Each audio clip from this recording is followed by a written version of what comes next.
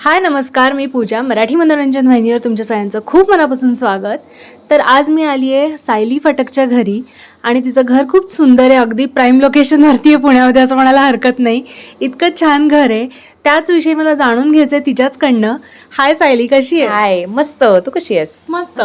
So yes, मी घरी आली आहे तुझ्या. इतकं छान घर आहे. कसं म्हणजे या घराविषयीची तुझी आठवण, या घरी तुम्ही कधी आलात, या सगळ्याविषयी मला जाणून घ्यायचं आहे. सगळ्यात आधी सांग, घर म्हणजे तुझ्यासाठी नेमकं काय?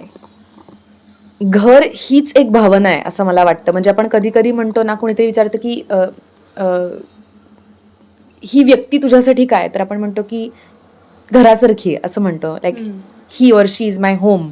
तर आय थिंक म्हणूनच असं म्हणतात, कारण घर हीच एक भावना आहे.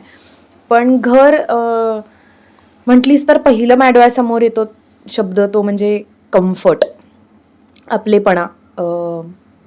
आपण आहोत तसे असू शकतो. इथे कुठलंच जजमेंट नाही आहे आपल्याविषयी. आपल्याला कुठलाही मुखवटा घालून फिरायचं नाही आहे. आपण आहोत तसे, हव्या त्या कपड्यात, अ, आपल्या प्रेमाच्या लोकांबरोबर आहोत. त्यामुळे आपण त्याच्यामुळेच कितीतरी ओझं कमी होतं. खरंय खरंय, अगदीच. आपली लोक असतात तिथे, आपण कसेही वावरू शकतो. बरोबर सो आहे. येस, या घराविषयी मला सांग. इथे तुझं बालपण गेलंय का? कसं होतं ते सगळं? खरं सांगू का तुला एक गंमत? मला ना या घरात अजिबात यायचं नव्हतं. कारण आम्ही जिथे राहायचो इथून खूपच जवळ आहे. सुखनिवास नावाची आमची सोसायटी होती आणि माझा जन्म तिथे झाला आणि मी साधारण एक 10 वर्षांची होते. 10 किंवा 11 तोपर्यंत मी तिथे राहायचो. आणि मी त्या सोसायटीशी भयंकर अटॅच्ड होते. तिथलं माझं घर असेल, आमचे शेजारची लोक असतील, मित्रमैत्रिणी असतील, अख्खी ती जागाच इन इट सेल्फ मी प्रचंड अटॅच्ड होते. छोटं घर होतं, पण मला ते अजिबात सोडायचं नव्हतं. आणि मला या नवीन घरी येऊन तुला तुझी खोली मिळेल, तुला तुझं कपाट असेल, स्टडी टेबल असेल, या सगळ्याचं मला कुठल्याही पद्धतीचं आकर्षण तेव्हा वाटत नव्हतं. कारण मला असं झालं की पण मला मला या सगळ्यांना सोडून जायचंच नाही. आणि माझे आई बाबा म्हणत होते की खूप जवळ आहे, तुला लिटरली 7 मिनिटावर वॉकिंग आहे, तू कधीही जाऊ शकतेस. पण असं काही नाही, पण मला नाहीच जायचंय. त्यामुळे मी या घरात जेव्हा आले तेव्हा मला वाटत नाही की मी फार आनंदी होते. आता ते आठवून सुद्धा खूप असं वाटतं की पण मी लहान होते खूपच, त्यामुळे आय डिडंट नो बेटर. आणि आता इतकी वर्ष आम्ही इथे राहतोय. आम्ही इथे 1980 19 नाही, हो, 1998मध्ये नोव्हेंबर मध्ये आम्ही इथे, दिवाळी संपली आमची, शेवटची दिवाळी तिकडे झाली 98ची, आणि आम्ही इथे आलो. आणि ही सोसायटी त्याच वर्षी म्हणजे इथे लोक राहायला आली होती. मग सोसायटीलाही आता 30 वर्ष पूर्ण होतील 28मध्ये. आणि ही सगळी 26 वर्ष या सोसायटीत कशी गेली आहेत, या घरात कशी गेली आहेत मला नाही माहिती. पण कुठेही बाहेर असेल की आपण परत घरी चाललोय, हे हे फिलिंग जे असतं की हा घरी जायचंय आता, त्याच्यासारखं दुसरं काही नाही. की आपल्याला घरी जाता येणार आहे, आपल्या गादीवर झोपता येणार आहे, आपलं बाथरूम आहे, आपले घरचे कपडे आहेत, जे मी खूप मिस करते बाहेर असेल, काही नाही आहे. आमच्या घरात मी आणि माझा भाऊ दोघंही या फील्डमध्ये असल्यामुळे माझ्या आईवडिलांनी खूप पूर्वीच हे सोडून दिलं आहे की 10 वाजले आणि अजूनही तू उठला नाही आहेस हे म्हणणं, किंवा तू उठली नाही आहेस. त्यामुळे आणि या घरात खूप चांगली झोप लागते, जे माझ्यासाठी म्हणजे जी खूप मोठी गोष्ट आहे. कुठल्याही घरात तुम्हाला चांगला आराम मिळत असेल, तुम्हाला आराम केल्यासारखं वाटत असेल, तर म्हणजे त्याच्यापेक्षा जास्त काय हवं तुम्हाला. तर हे घर माझ्यासाठी आराम आहे, कम्फर्ट आहे. आणि या घराने खूप काही पाहिलंय ग, खूप म्हणजे खूप. वेगवेगळी लोक असतील आयुष्यात आलेली गेलेली, सण असतील, वाढदिवस असतील, आजी आजोबांचं जाणं असेल, 10वीचा रिझल्ट असेल, अवॉर्ड असेल, कधीतरी केलेली शॉर्ट फिल्म असेल खूप पूर्वी, ती सगळ्यांबरोबर टी व्हीवर बघता येणं असेल, आणि काय अजून बरंच काही जे कॅमेरावर सांगू तेवढं कमी आहे. आणि हो, फॅमिली म्हणजे आणि घर याच्याविषयी बोलू तेवढं कमी कमीच असतं. आहे.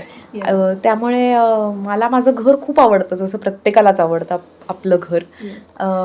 आणि आमची सोसायटी आता कदाचित रिडेव्हलपमेंटला जाणार आहे, त्यामुळे ऑलरेडी अशी धाकधूक व्हायला लागली की आपल्याला ही जागा सोडावी लागणार आहे आणि परत येऊ तेव्हा ही जागा अशी नसणार आहे. बरोबर. येस, पण जसं तू म्हणाली की सुरुवातीला तुला इथे यायचं नव्हतं, थोडी चिडचिड झाली तुझी, पण हळूहळू असताना त्या घराबद्दल आपुलकी निर्माण होत जाते, प्रेम निर्माण होत जातं आणि एक कोणता तरी कॉर्नर असतो जो आपला खूप फेवरेट होऊन जातो. तुझा या घरात असा कोणता कॉर्नर येतो? आता हे घर आम्ही रेनोव्हेट केलंय, पण आम्ही जेव्हा इथे आलो तेव्हा त्याची थोडी रचना वेगळी होती. पण आपण आता जिथे बसले होते ते समोर असं अखंड असं स्टडी टेबल होतं आणि म्हणजे डाव्या बाजूला बुकशेल्फ होता मोठा आणि मग त्याला लागून असं स्टडी टेबल होतं.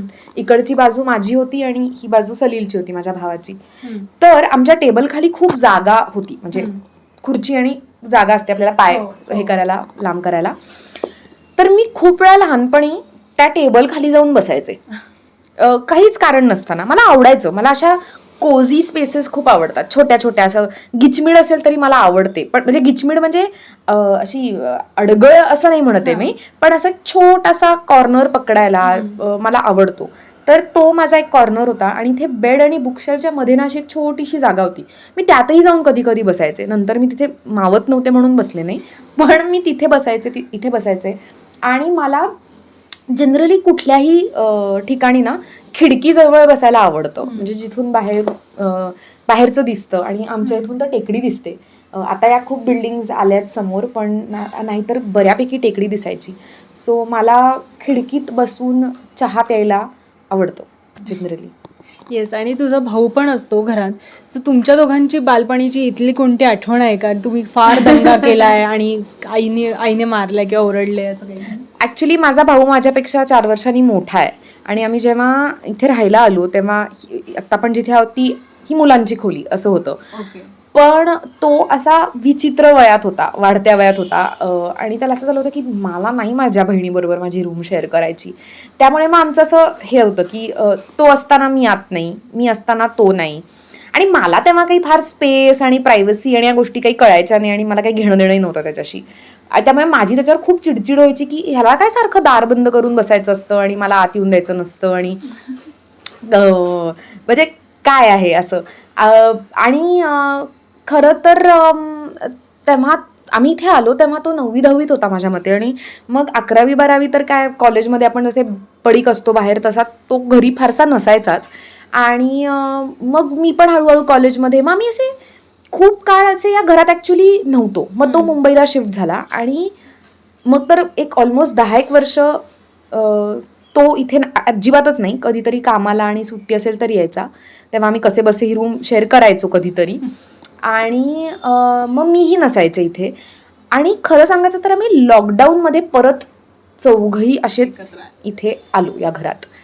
आणि सुरुवातीला ते आय थिंक आम्हाला चौघांनाही अवघड होतं, कारण आईबाबांनाही तोपर्यंत आमच्या दोघांची तशी सवय राहिली नव्हती आणि त्याला तर अजिबातच सवय नव्हती. त्यामुळे त्याला ते पहिले 6 महिने म्हणजे त्याचं की किती कलकल आहे या घरात. आणि असं व्हायचं की अरे हो, तुला एकटं राहायची सवय आहे त्यामुळे तुला ही कलकलच वाटणार. पण आता ॲक्च्युली मी तुला म्हटलं तसं की आता असं झालं की आम्ही चौघही रूममेट्स असल्यासारखे आहोत. कोणी कधीतरी असतं तर बाकीचे 3 नसतात, कधी 2 असतात, कधी बाबा आणि मी असतो, आई पण नसते, सलील पण नसतो. असं ते झालंय काहीसं. पण हो, या रूमविषयी आम्ही भांडलोय अजूनही. आणि मधल्या काळात कारण मी एकटी इथे असायचे, मला ती रूम एका पद्धतीने असायची सवय झाली आहे, माझी रूम असं म्हणायची सवय झाली आहे. आणि बरेच वेळा मी नकळत म्हणते की अरे माझ्या रूममध्ये, आणि मला लक्षात येतं की अरे नाही, ही ह्याची पण खरं तर रूम आहे, अजून त्याचं इथे कपाट आहे, त्याच्या वस्तू आहेत, त्यामुळे तर आहे अशी गंमत जम्मत. येस, पण सायली, हे सगळं तू जे सांगतेस ही सगळी तुमची मजा मस्ती, तुझं बालपण हे सांगतेस, पण मला ॲक्च्युली तुझं बालपण आता ऐकायचं आहे की कसं होतं ते, किंवा तुझं स्कूलिंग कसं झालं त्याविषयी जरा. मी कॉन्व्हेंट मध्ये होते, सेंट जोसेफ्स हायस्कूल पाषाणमध्ये मी होते. माझं बालपण ॲक्च्युली खूप छान गेलं असं म्हणायला काहीच हरकत नाही, कारण मी म्हटलं तसं ज्या जुन्या सोसायटीत राहायचो खूप छान लोकं होती सगळी, खूप मित्रमैत्रिणी होते, आम्ही खूप भांडायचो पण आम्ही सारखे खेळतही असायचो, एकमेकांच्या घरी असायचो. एक तुला गंमतशीर गोष्ट सांगते. आमच्याकडे टी व्ही होता, तर म्हणजे माझा भाऊ काहीतरी खूप टी व्ही बघायचा, म्हणजे जेव्हा केव्हा त्याला संधी मिळायची तेव्हा तो टी व्ही लावून बसायचा. आणि बाबा ऑफिसवरून आल्यावर बरेच वेळा असं व्हायचं की टी व्ही चालू आहे आणि तो टी व्ही समोर आहे. तर एक दिवस, आता काय झालं मला नेमकं आठवत नाही कारण मी तेव्हा खूप लहान होते, पण बाबाचं बहुतेक फिरलं डोकं. तो म्हणला की बास झाला हा टी व्ही, आणि ह्यानी खाली खेळायलाही जात नाहीत, म्हणजे शारीरिक काही ह्यांच्याच्यानी हा करत नाही, हालचाल करत नाहीये, अभ्यासही करत नाहीये, म्हणून टी व्हीच काढून टाकला घरातून. तर आमच्या घरी खूप वर्ष टी व्ही नव्हता. आम्ही या घरात शिफ्ट होईपर्यंत आमच्याकडे टी व्ही नव्हता. माझ्या आजी आजोबांकडे कात्रजला टी व्ही नेऊन टाकला बाबांनी, तेव्हा 2 टी व्ही झाले तिकडे, पण आमच्या घरी खोटं वाटेल टी व्ही नव्हता. तर आमचे जे शेजारी कोते म्हणून राहायचे, त्यांना 2 मुलं होती. त्यातला जो सगळ्यात मोठा मुलगा होता तो शाहरुख खानचा ट्रिमेंडस फॅन होता, आणि त्यांच्याकडे सतत झी सिनेमा चालू असायचा, म्हणजे त्यांच्याकडचा टी व्ही चालूच असायचा सगळे रात्री झोपायला जाईपर्यंत. तर मी आणि सलील अनेक वेळा त्यांच्या घरी जाऊन टी व्ही बघायचो आणि सिनेमा बघायचो. पण माझ्यासाठी ती इतकं सवयीचं झालं की मला आजही टी व्ही बघायची सवय नाही आहे. मी स्वतःहून टी व्ही लावून बसली आहे असं दिसणार नाही. आता अर्थात मी आयपॅडवरती किंवा माझ्या फोनवरती वेब सिरीज बघणं असेल, OTTवर काही बघणं असेल, मी ते करते. पण टी व्ही आणि माझं काही कनेक्शनच नाही आहे हे माझ्या, आणि I am happy about it actually. आणि वेरॅज जेव्हा या घरात टी व्ही आला तेव्हा माझ्या भावाला असं झालं की मी आता किती टी व्ही बघू आणि किती नको. तर मला प्रचंड खेळायला म्हणजे मला असे स्पोर्ट्समध्ये माझा कधी इंटरेस्ट नव्हता. खालती मित्रमैत्रिणींबरोबर पळापळी, लपाछपी टाईप खेळ मला आवडायचे, पण मी बऱ्यापैकी घर खेळणारी व्यक्ती होते. कदाचित त्यामुळे मी ॲक्टर झाले, कारण मला सतत एक रोल प्लेईंगची सवय होती लहानपणी, की आज मी टीचरच आहे, आज मी कुठली तरी एक काकूच आहे, आज मी भाजीवालीच आहे, आज मी टीचरच आहे. मला इतकं टीचर खेळायला आवडायचं की माझ्या बाबांनी घरात एक ब्लॅकबोर्ड बसवून घेतला काचेचा, आणि माझी अभ्यास करण्याची पद्धत हीच होती की मी शाळेतल्या बाईंना मी इमिटेट करतच मी त्या गोष्टी बोलत असायचे. पण त्यासाठी मला सगळं करायला लागायचं, म्हणजे मला ओढणी घ्यायला लागायची, मग खोटी साडी नेसायचे, आणि मग मी त्यांनी जे शिकवलंय क्लासमध्ये तेच मी बोलत असायचे. इथे किती गेलेलं असायचं मला माहिती नाही, पण मला मेमरी त्यांच्या वर्ड्सची होती, त्याचं अंडरस्टँडिंग नव्हतं मला. तर अशी माझं बऱ्यापैकी हसत खेळत गेलं चाइल्डहूड. मी भरतनाट्यम शिकायचे, 10वीत ते मी सोडलं, आणि मला त्याबद्दल खूपच खंत वाटते की एका गोष्टीविषयी की मी डान्स सोडला. आणि अजून काय, अभ्यासात माझं कधीच फारसं लक्ष नव्हतं, कधीच नाही, ज्यामुळे मला आईचा खूपच ओरडा खायला लागायचा. बाबा ओके होता त्याबद्दल, त्याचं असं म्हणणं होतं की ठीक आहे, तुला ते आवडत नाही तर दुसरं काहीतरी आवडतं ना. पण मला चित्रकलेची खूप आवड होती. एकेकाळी इनफॅक्ट मला असं वाटत होतं की मी जे स्कूल ऑफ आर्ट्सला ॲडमिशन घेईन, किंवा पुण्यात अभिनवला जाईन आणि मी फाईन आर्ट्समध्ये काहीतरी करीन. पण हे खूप क्लिअर होतं घरच्यांना, आणि बहुतेक मलाही कुठेतरी, की मला अकॅडमिक्समध्ये काही इंटरेस्ट नाही आहे आणि मला त्यात काहीच करायचं नाही आहे. म्हणजे इंजिनिअरिंग, डॉक्टर वगैरे हे माझ्या पूर्ण स्कोपच्या बाहेरची गोष्ट आहे. आणि त्यात असं झालं की मला 10वीत ॲक्च्युली खूप चांगले मार्क पडले, कारण मी खूप अभ्यास केला. कधीच मी केला नसेन एवढा अभ्यास मी 10वीत केला. तर अचानक माझ्या आईला असं झालं की अरे हिच्याच्यानी होऊ शकतं. तर मग ती मला हळूहळू ढकलायला लागली की तू सायन्स कर.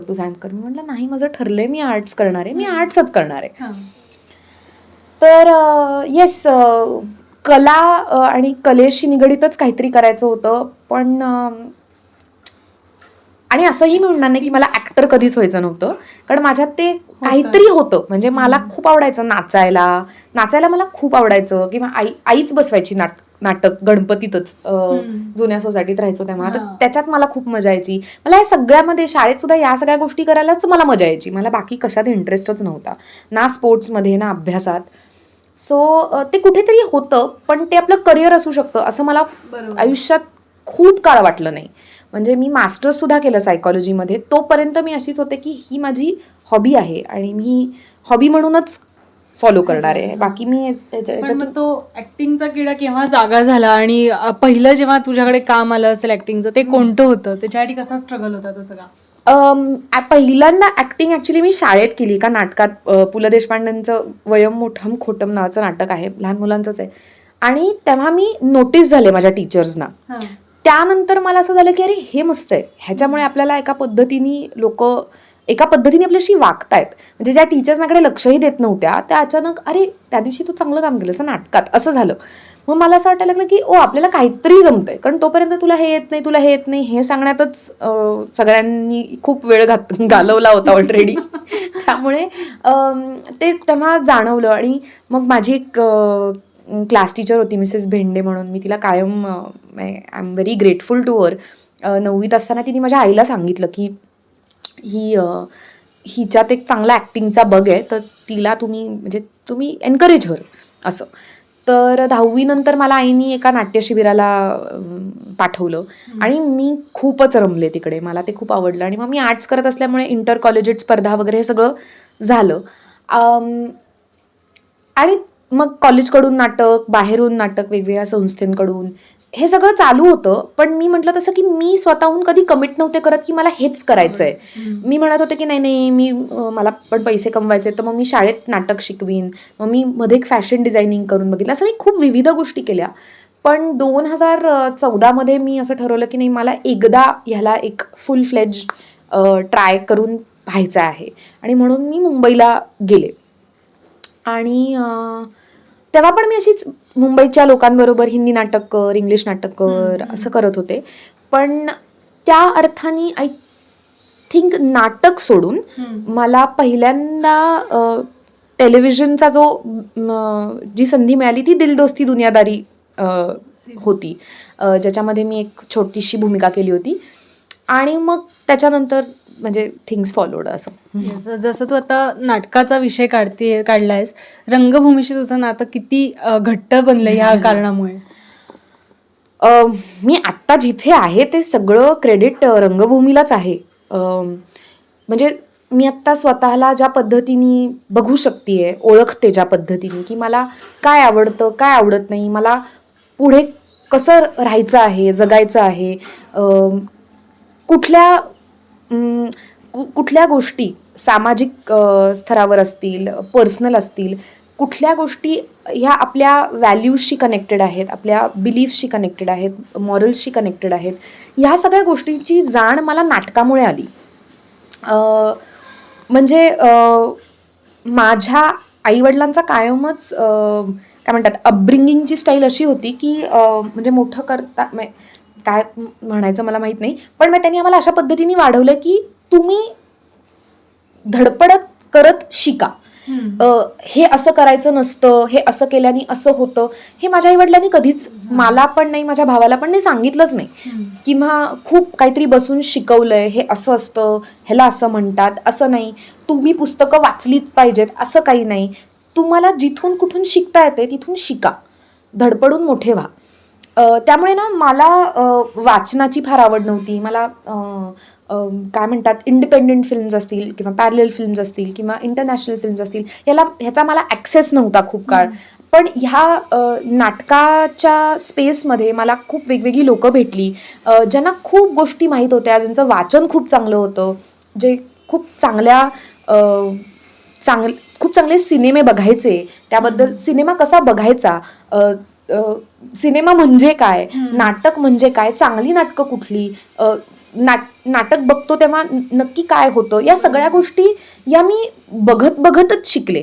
आणि ते जर झालं नसतं तर मला माहीत नाही की मी कोण असते आणि मी कुठे असते आणि मी काय करत असते, हेही मला खरंच माहिती नाही. कारण मी जेवढं पुस्तकातून शिकले नाही तितकं मी बघून आणि अनुभवातून शिकले.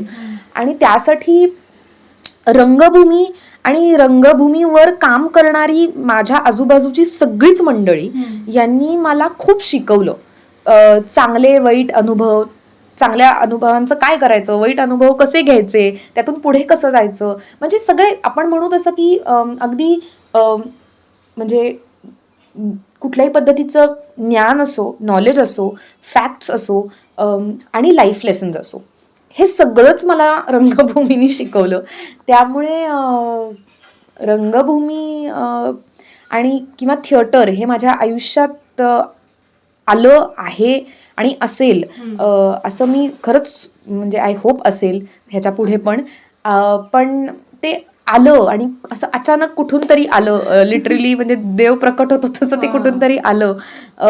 ह्यासाठी म्हणजे मी खूपच ग्रेटफुल आहे. नक्कीच. आणि जसं तू आता म्हणाली की मोठे बरेच कलाकार मंडळी तुझ्या आजूबाजूला होती ज्यांनी शिकवलं तुला बरंच.